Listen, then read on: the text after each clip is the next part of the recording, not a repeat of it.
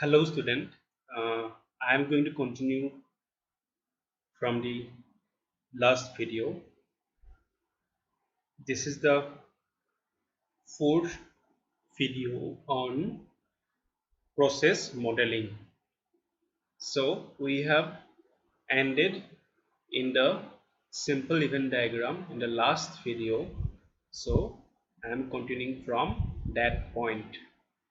Here um, this is one simple event diagram where this is the process, these are the input to the process, and this is the output of the process. Those are the data flows. This is the data store where using that process we can write, we can create, we can delete, or we can modify the data values in the data sets, and also we can give feedback to the club member, that is the output to the club member, that is user, or you can say agent. Okay, so next this one is a more complex event diagram. Here you can see this is the main uh, process member order. So here you can see that club member decision agent, accounts receivable decision agent, warehouse decision agent. So these are different type of external or internal agents, and there are lots of other data store is associated with it, like members, that member orders, member ordered products or products. So that initiation, like here you can see, can be done by club member, also by account receivable. These are the inputs, and the outputs will be to those agents, like packing order will be initiated to warehouse, and also member order confirmation that has been done to the agent from the process, and also the data value will be read and write in various data stores. So these are data flows, and every data flows you can see the level. So in this way we can design, or we can depict the event. This is an event. Okay, so with a single event there might be lots of other entities, or you can say these are like agents, data stores are related, and we need to show them if it's more complex in a detailed manner for every event. Here you can see one temporal event. Temporal means which is related with time. Calendar, that is calendar is, suppose this is a temporal, this is a different data flow that has been discussed. What type of data flow this is? If you can see in the previous one video,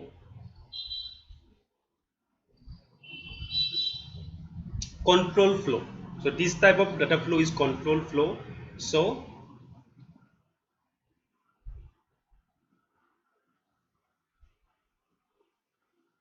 here this is the control flow. End of the month means this is a controlling event which will occur in a time basis, that is why temporal. So after the initiation of this process, that event will identify agreements near default.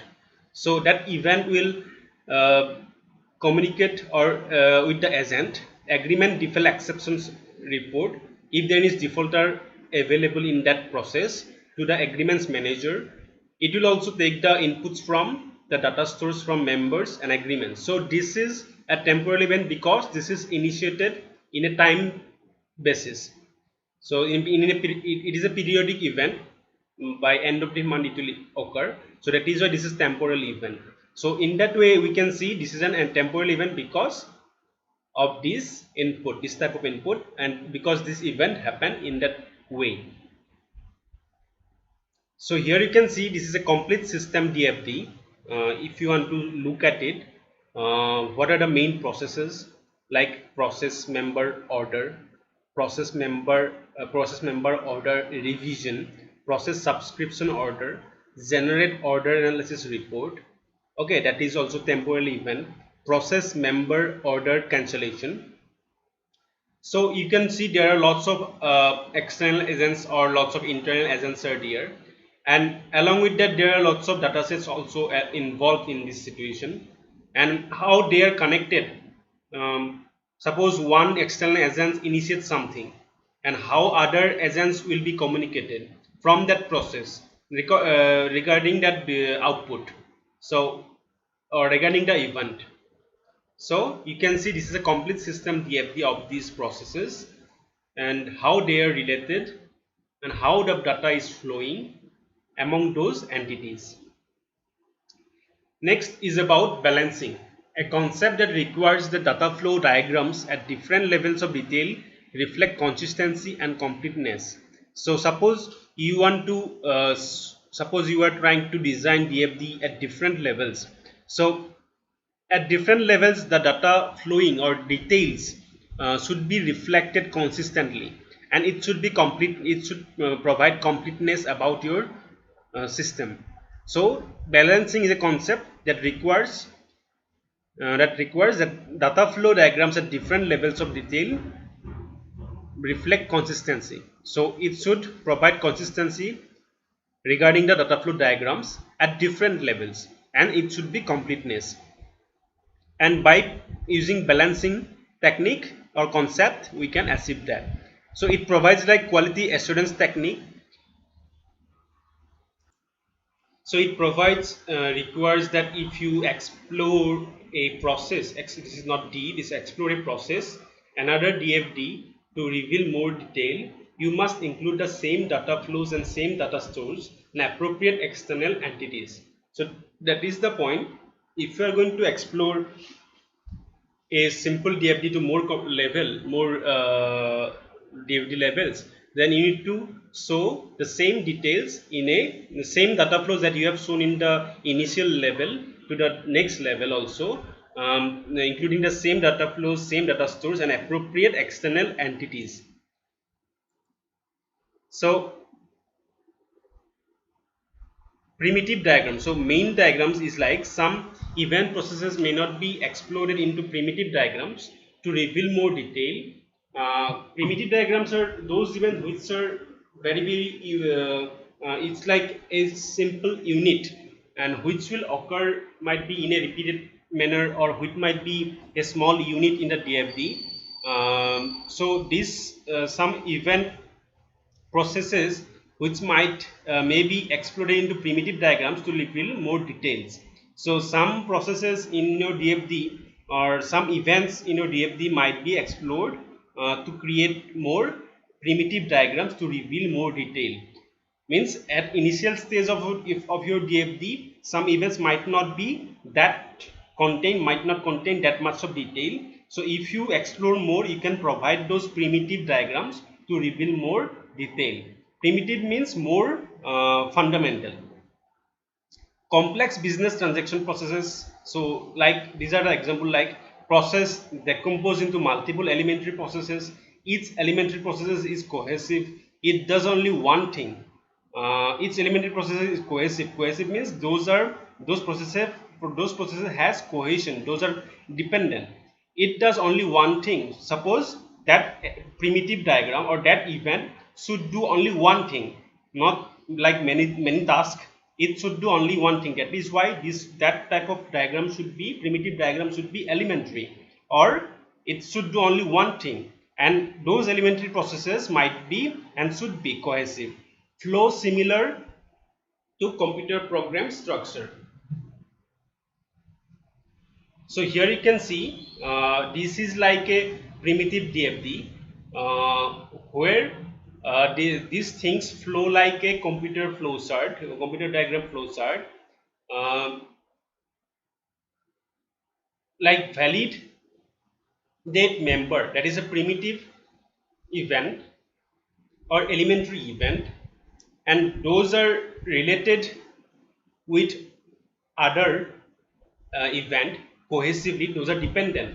Validate ordered product, check product availability, calculate order cost, check member credit, report order. So here you can see, so this is an example of primitive DFD. You can see the book also for more readability, because this might not be visible enough. But what is the main thing is that these events are primitive, these events are elementary, and those are cohesively related with all other elementary processes. So that is the point here it is showing, and flow similar to computer program structure. So the flow of the data will flow like, or the logical flow of the data will be similar to the computer program, and also it provides a complex business transaction process. So this is like a complex business transaction process. It involves in every transaction of this information system transaction, and processes decompose into multiple elementary processes. So whole main process was decomposed into various uh, elementary processes. So these are elementary processes mainly, and those things, here you can see the member order something, and that order reflects in all these 5 processes, and in that way, that is why those are cohesively related, and those events are flown like here you can see how it is flown the data from one process to another process, one process to another process. So these are related, and some will give jointly feedback to the member, some will give individually feedback to the member, and some processor will this products information goes to these one. So you can see that how it is related. This is why this is primitive, and this event will happen. It's like elementary process that has to happen in the transaction of your information system. So here you can see one case tool, sound stage, where you can draw the same type of primitive diagram. So soundstage is a case tool that can be used to draw this type of diagram. Okay, so there might be other software also available to draw same type of primitive DFD diagram, or all other DFD diagrams. So we can go through that.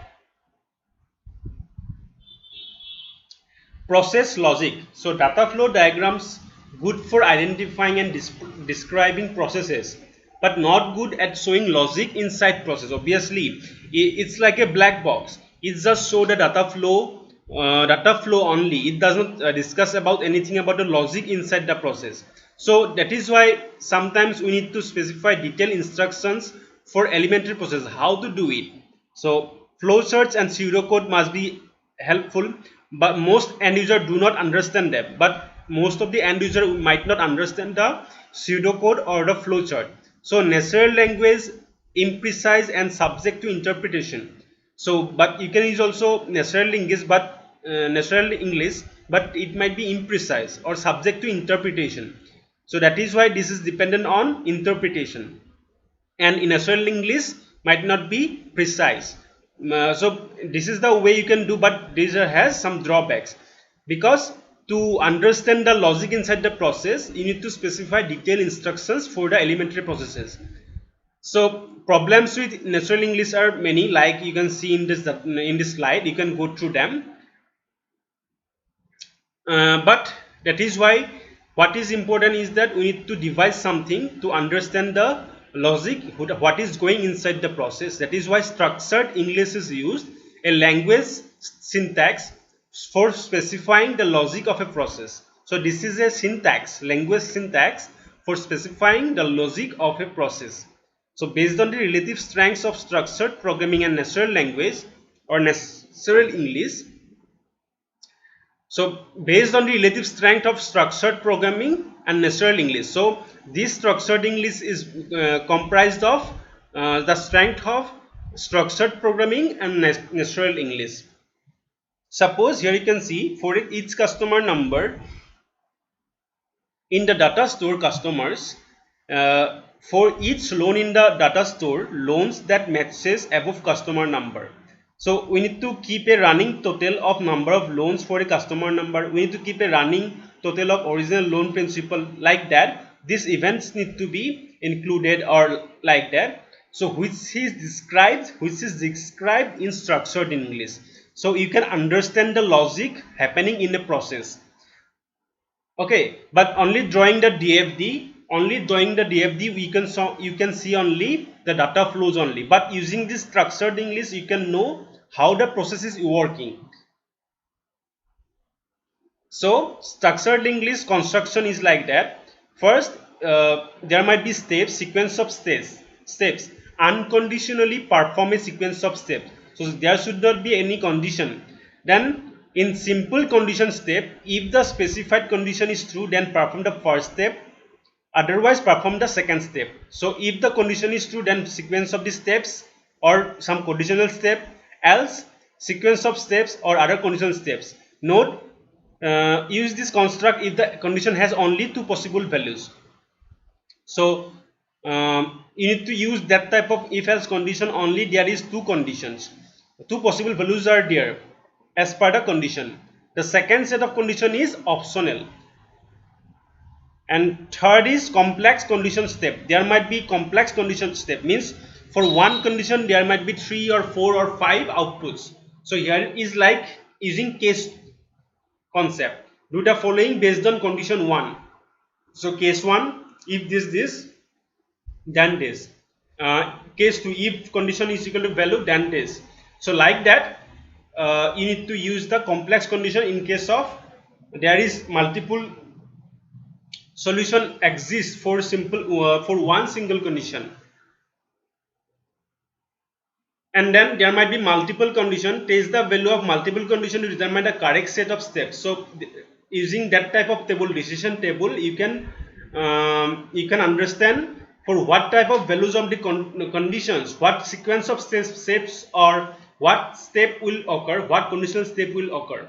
So this is like a truth table, or you can say decision table, which can be drawn, which can be structured in case of structured English constructs, so that we can understand what is going on inside a process. There might be one to many iteration, it's like looping. So there might be some step which will occur repeatedly. So that also putting some condition, that step will be continuing or that will repeated for some steps. So there are like 0 to many. This is 1 to many is like at least one step at least. But here 0 to many is like that might be 0 to many. Repeat the steps until the condition is false. Here repeat the step until the condition is false. Use this construct if the set of steps must be performed at least once. Here only the condition is true. Use this construct if the set of steps is conditional based on the condition's initial value. So 1 to many iteration is like at least it will go for one iteration. 0 to many is like it might not go for any iteration if does not satisfy the condition.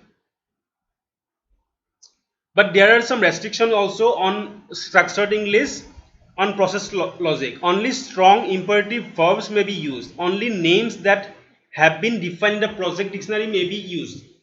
Formulas should be stated clearly using appropriate mathematical notations. Undefined adjectives and adverbs are not permitted. Blocking and indentation are used to set up the beginning and ending of the constructs. User readability should always take priority. So these are the restrictions while you design the structured English, so that you can understand what is going under a process. So there are policies and decision tables. Policies like a set of rules that governs so a process is to be completed. Means how your processes governs. So that there should be a set of rules that governs so a process is to be completed. Decision table is like a tabular form of presentation that specifies a set of conditions. A tabular form of presentation that specifies a set of conditions and their corresponding actions. So as per the action, like here you can see this is a decision table you can include. So you can include policies also, you can include decision table also, like this one. A simple decision table is like this one. Check casing identification card, where these are the points. So signature is like that, this is like that. So the equivalent policy decision table is like this one. So condition like C1, C2, C3, type of check amount less than this, company accredited by LMART. So these are the three conditions checked. So as per the rules, if it is personnel, yes, doesn't matter, then this statement or these steps will carried out But if that does not mentioned or does not satisfy, then this will follow. So in that way, these things will be created, and those are the policy. So the equivalent policy decision table is like this one. For this policy, simple policy statement. So this is a policy statement, simple policy statement, and according to that you can create a decision table to generate the actual meaning of your process. So here you can see data and process model synchronization, CRUD matrix. CRUD is actually another case tools that can be used to design this type of thing, to design that or use in DFD. Here you can see data to process CRUD matrix. So which data and which processes are connected, or in which way. So there are different notation like CU, RU. Try to find out what this means, and try to understand what is CRUD matrix. But you can understand from here itself is that this process is associated with this type of entity or this type of data. So any other processes might be associated with any other entity or attribute. So in that way you can generate a CRUD matrix for better understanding of your DFD. And again, this is a process to location association matrix. So which process is associated with which location, or with which users, which external agents, that can be linked using this matrix. So that is all about this. These are detailed things how we can model a process.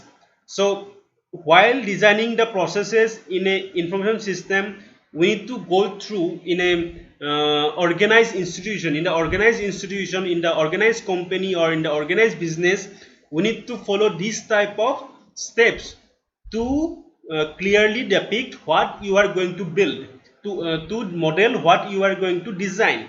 So this type of processes, these types of steps might follow. So try to understand the steps, try to understand the logic behind these steps, and also for that try to understand the context also, and also go through the book for more information. So this is all about ending the process model in this video after 4 complete videos, and we will try to go for next module or next topics, that is about software system design life cycles. So in the upcoming video. So if you have any doubt also till now, please let me know. We'll try to resolve it over Google Meet. Thank you.